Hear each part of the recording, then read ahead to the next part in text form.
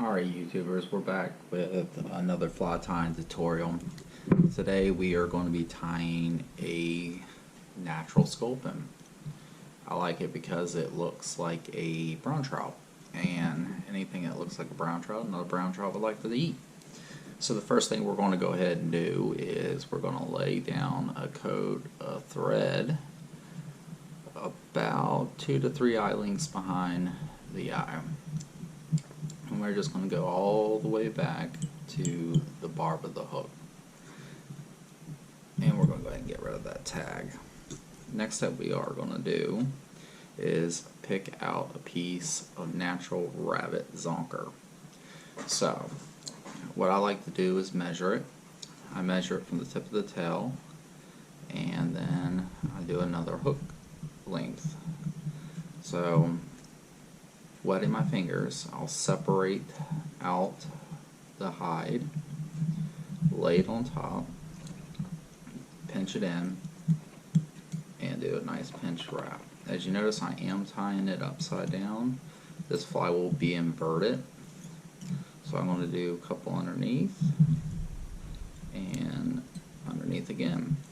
So now that I got that, I can go ahead and rip out some of this, but save some time.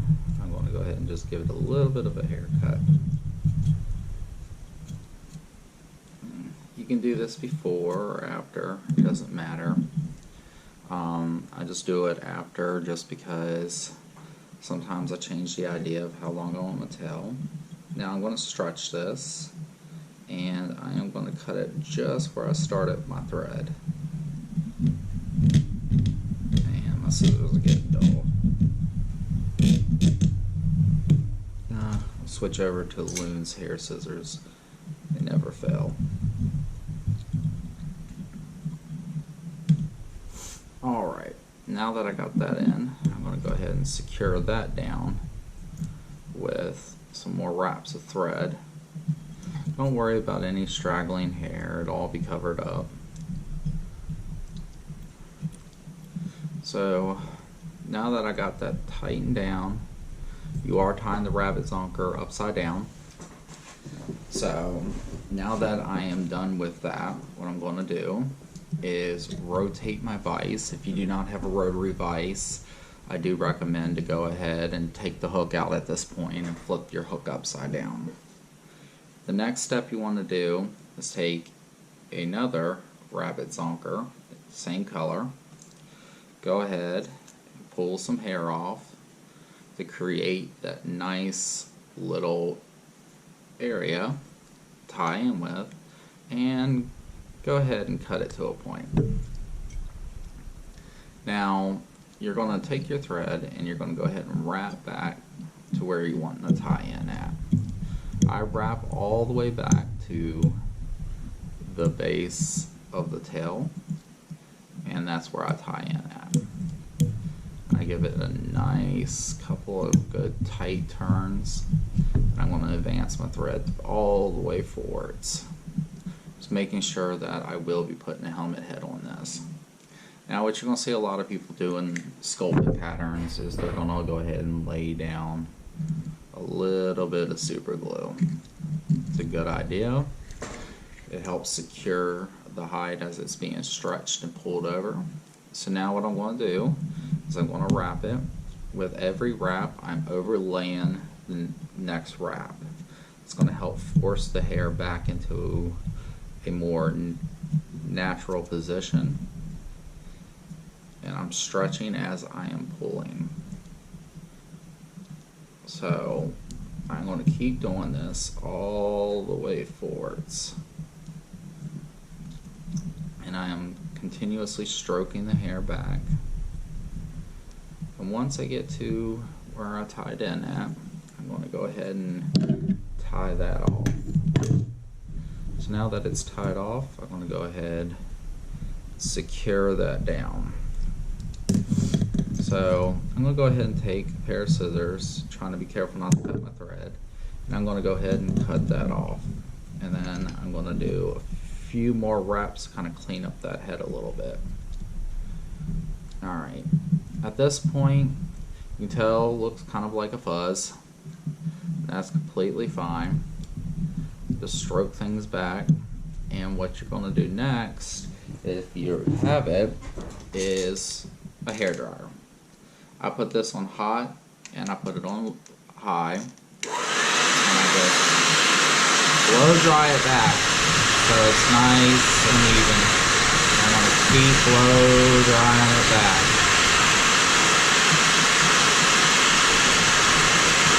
So I'm stroking the fibers as I blow it back, kind of get them out of the way. And as you can tell, it kind of lays some of that fiber down. Alright, so my next step is I am going to pick out from a Hungarian partridge, which you can pick out at most fly shops. Nice little bird to have. And I am going to take out 2 feathers, one from each side of the wings. So I'm going to pick from opposite wings.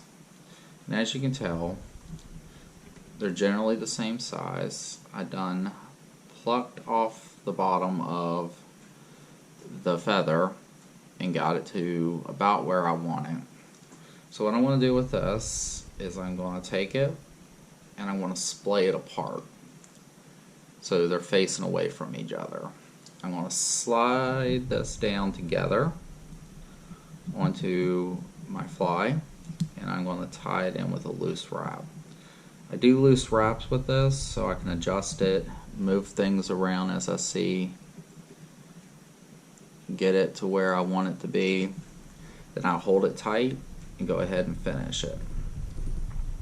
With these feathers you can go ahead and kind of wiggle, break them free sometimes. As you can tell, they break free pretty easily. And I'm going to go ahead and clean up that head. I'm going to keep building a little ball in front of my skin. And this takes a little bit of thread. You don't have to do this. I find it securing the helmet a little easier.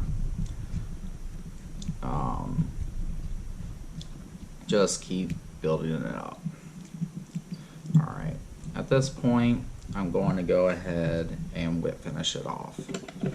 So I'm going to take my whip finisher and I'm going to do 1, 2, 3, 4 whip finishes. Pull it nice and tight, take a pair of scissors and snip that free. And I'm going to pull out any hair that I may have trapped. Next step you want to do is take some super glue or Loctite and go ahead and put some on top of the thread. Take a bodkin and spread it evenly throughout the thread. And now you're ready for your head. Take your Sculpin head and slide it right over top of that fly. And the blow dryer method will work several times in several different ways. So while the super glue is drying, I now rotate my vise and I take a pair of scissors and kind of give it a little haircut. Kind of go back through, trim up the bottom, making the bottom nice and flat. This pattern, they do have a kind of a lighter stomach, so I'm trying to trim down a little bit to the hide and brush it off.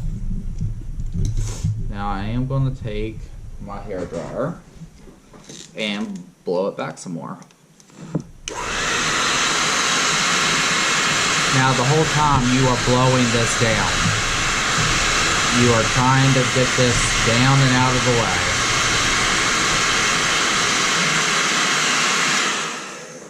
You're trying to get that body to form just right. So it's turning out okay. It's turning out the way I like it. Tail's giving me a little bit of a fuss, but it'll work out once you get it out of the vise and wet your fingers. Sometimes it does help to go ahead and wet your fingers and push it back. So now I got the zonker on, got the zonker head on. The next step is to get a pair of eyes that come with the zonker pack. I mean the Sculpin pack. Here it is. A Sculpin helmet head, and it does come with a nice set of eyes. So I like to rotate my vise so one of my eyes is facing up. I take a little bit of Loctite and I drop it down into the eye socket. Then picking one of the eyes off of the fly, I take it and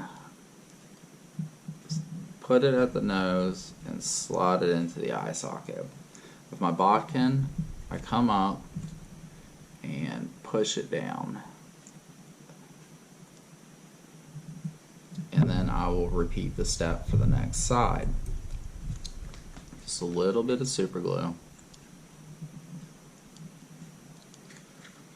And I'm going to take some of my eyes, I'll put it in, get my bodkin, and move it into place. And then push it down. Now I got my eyes secured on there.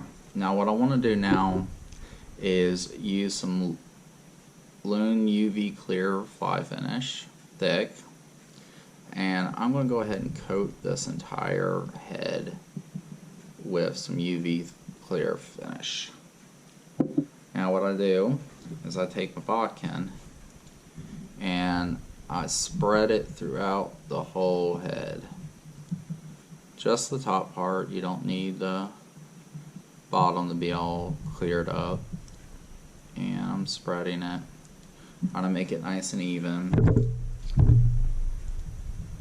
And once I get it where I like it, where it's got a nice little shiny head, I take a UV torch and I shine it down on the eyes and head.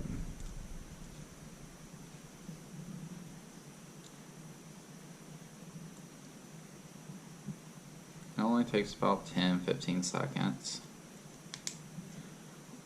And now I've got a nice shiny head. I'm going to do the hairdryer trick one more time, but this time I'm going to take the fly out of the vise, hold it, and blow it back.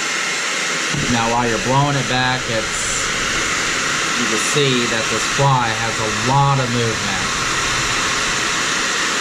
And that's generally what you're looking for. You're looking for a lot of movement in a fly. Movement is life. So, as you can tell, this fly is fluffy. When it gets wet, it will stroke back.